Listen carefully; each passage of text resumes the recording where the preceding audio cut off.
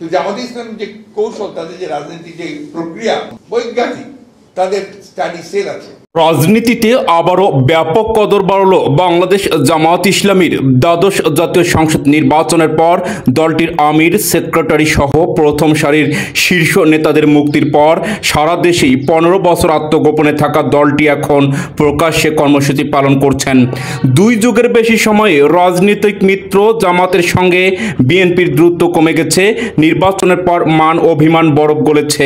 গেল শনিবার জামাত প্রসঙ্গে বিস্ফোরক মন্তব্য করেছেন ডক্টর কর্নেল অলি আহমেদ বীর বিক্রম। এক সময়ে বাংলাদেশ জামাতি ইসলামীর ঘোর শত্রু ডক্টর কর্নেল অলি আহমেদ বীর বিক্রম বলেছেন, হাল চাষের জন্য ন্যূনতম হলেও গরু দরকার, ছাগল দিয়ে হাল চাষ হয় না। বিএনপির আন্দোলন সফল হতে হলে জামাতকে প্রয়োজন।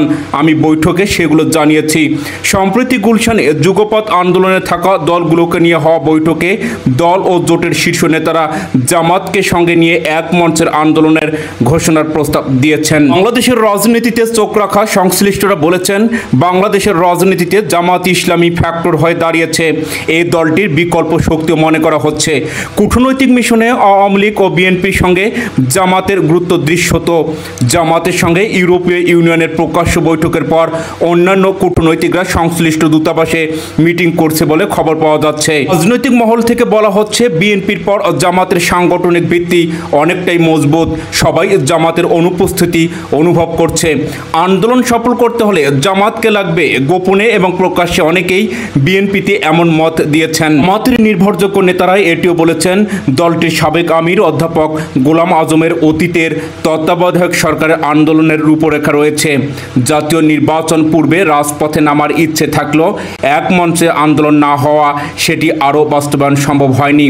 দেশের অর্থনৈতিক ভঙ্গুর অবস্থা সহ নাগরিক ইস্যুতে সামনে বৃহত্তর আকারে আন্দোলন বিষয়ে ভাবছে বিএনপি।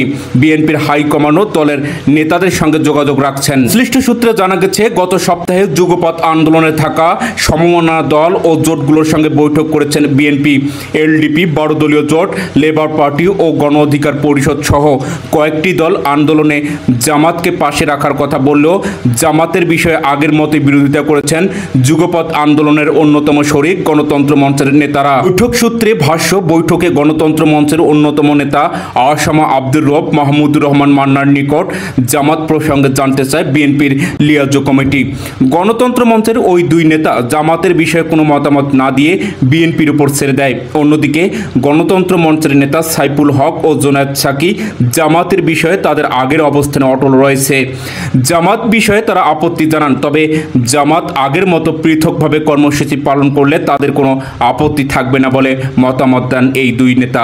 বাংলাদেশ জামাত ইসলামীর সেক্রেটারি জেনারেল অধ্যাপক মিয়া গোলাম পরর বলেছেন, বর্তমানে জামাত বিভিন্ন রাজনৈতিক স্বার্থের ইস্যু, ধর্মীয় ইস্যু, রাজনৈতিক ও আন্তর্জাতিক ইস্যুতে নিজস্ব ধারায় স্বতন্ত্র বজায় রেখে আন্দোলন চালিয়ে যাচ্ছে। সামনে রাজনৈতিক উদ্ভূত পরিস্থিতি বিশ্লেষণ করে সময়ের চাহিদা ও জনগণের আকাঙ্ক্ষা অনুযায়ী জামাত আন্দোলনের কর্মসূচি গ্রহণ করবে। বাংলাদেশ জামাত ইসলাম ছাড়া রাজপথের আন্দোলন যে সফল হয় না, এটি উপলব্ধি করেছে বিএনপি এবং বিএনপির সাথে অংশগ্রহণ করা দলগুলো। পি ও বিএনপির সাথে যুগপৎ আন্দোলনে অংশগ্রহণ করা দলগুলো এটি স্পষ্ট ধারণা দিয়েছে। বাংলাদেশ জামাত ইসলাম বিএনপির নেতৃত্বে আগামীতে যদি রাজপথে সক্রিয় ভূমিকা রাখে, সেক্ষেত্রে সরকার পতনের আন্দোলন আরও বেশি বেগবান হবে। মোহাম্মদ আব্দুল ওয়াজেদ, ইন্ডেক্স, চলতে ফিরতে বাংলাদেশের রাজনীতি।